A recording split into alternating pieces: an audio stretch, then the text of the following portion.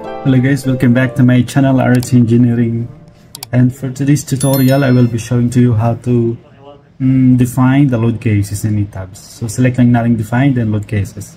As you can see, meron tayong existing na load cases natin. So check muna natin yung model natin. So depende na sa inyo if you will use rates or the IGEN.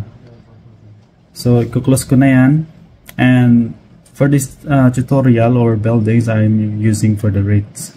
Then for the dead load cases, as you can see, ipapasok ko yung dead load or self weight, then the SDL, then a scale factor of 1. Para sa load combination, D na lang yung ilalagay ko dun. Okay?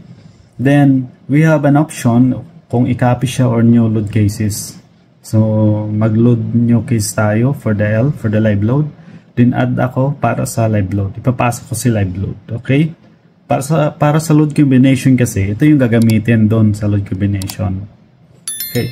So we have here dead load and live load. So mag-add or mag-copy ako para sa mechanical load naman. Then mas madali kasi kapag i-copy na lang natin yung existing na na load cases. Then i-change na lang natin yung load name. Okay, para sa earthquake, EQX, of course, para sa naman sa EQY, change lang natin yung load name sa EQY. And para naman sa wind load, okay, mag-ano tayo sa dalawang direction, X and Y. And huwag niyong kalimutan guys yung load name dito lang nagba-vary siya. So kailangan lang natin palitan yan. Okay, and meron pa tayong papasok dyan, yung temperature natin. So let's say temp plus, so mayroong positive and negative yung temperature natin. So ito yung mga na-define natin dun sa load pattern.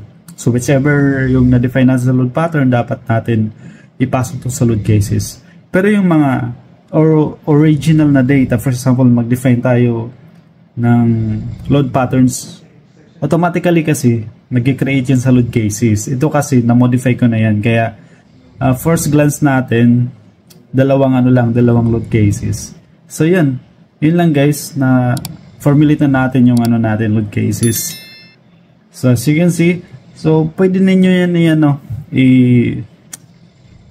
i-modify, depende sa inyo kung gusto ninyo sa load cases, separate niyo yung self weight and STL. So para makuha na ninyo yung corresponding weight or reaction by the SDL alone, hindi kasama yung self weight. So yun. So it's up to you. Kayo na bahala mag-modify yun. Yun lang guys. Thank you. Don't forget to subscribe and follow my page in Facebook and YouTube channel, RT Engineering. Yun lang. Bye-bye. Thank you and God bless.